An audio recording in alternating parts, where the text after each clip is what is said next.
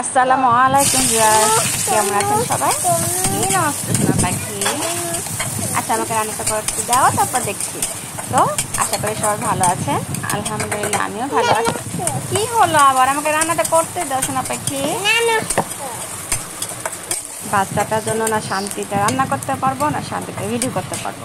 যাই হোক, তো আজকে আমি আপনাদের জন্য চাপিলা মাছ ভুনা রেসিপি নিয়ে এসেছি, রান্না করে দেখাবো। আশা করি এই ভিডিওটা আপনাদের ভালো লাগবে। শুরুতে দেখতে পাচ্ছেন আমি এখানে পেঁয়াজ ভাজতেছি, মানে ব্রাউন কালার হওয়া পর্যন্ত ভেজে নেব। তো ভাজা হওয়ার হালকা ভাজা হওয়া আসার পর হালকা হালকা ব্রাউন করে আসার পর আদা দিয়ে দিয়েছি অল্প একটু, মানে ছোটো ফ্যামিলি তো একটু আমাকে রান্না করবো, তো ওই অনুযায়ী আর কি অল্প পরিমাণ আদা দিয়ে একটু ভেজে নিচ্ছি। এই পর্যায়ে এখন হলুদ দিয়ে দিব। আদাটা একটু ভাজা ভাজা হয়ে আসলে তখন হলুদ দিয়ে একটু পানি দিয়ে দিব যাতে পুড়ে না যায়। তারপর সামান্য একটু মরিচের গুঁড়া দিয়েছি, তারপর ধনে গুঁড়া দিয়েছি। আপনারা চাইলে মরিচের গুঁড়া বাড়িয়েও দিতে পারেন।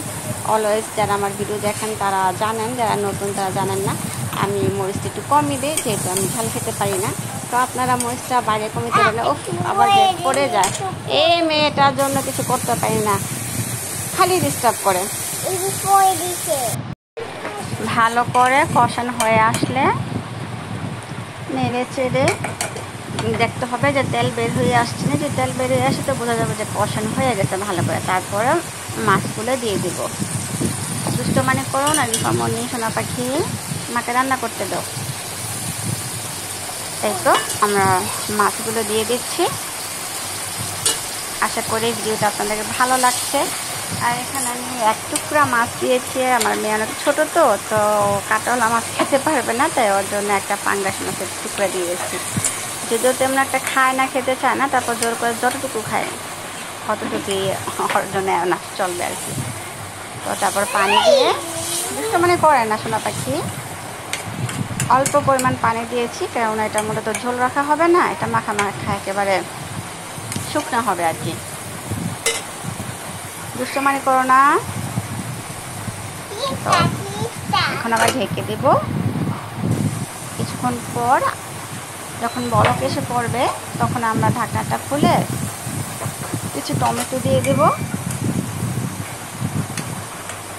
টমেটোগুলো পানির মধ্যে ডেবে দেব, ঝোলের মধ্যে দিয়ে দেবো যাতে ভালো করে সিদ্ধ হয়, কেন এখনকার টমেটো তো সিদ্ধ হতে চায় না সহজে। তারপর দুটি কাঁচামরিচ দিয়ে দেব, তারপর ঢেকে দেব। এই তো এর পর্যায়ে এখন কিছু হসপাতা কুচি করে কেটে দিয়ে দেব। দেন হসপাতাগুলি একটু ডাবিয়ে দেবো রসার মধ্যে। তুমি এখন শীত দিয়ে দিলে রান্নার সময়, রান্না করে আর ভিডিও করে আর যাই করি না কেন শান্তিতে করতে পারবো না। এই তো এখন ঢেকে দেব। কিছুক্ষণ পর ঢাকনাটা খুলে দেখলাম আলহামদুলিল্লাহ হয়ে গিয়েছে। তো আশা করি ভিডিওটা আপনাদের অনেক ভালো লাগবে।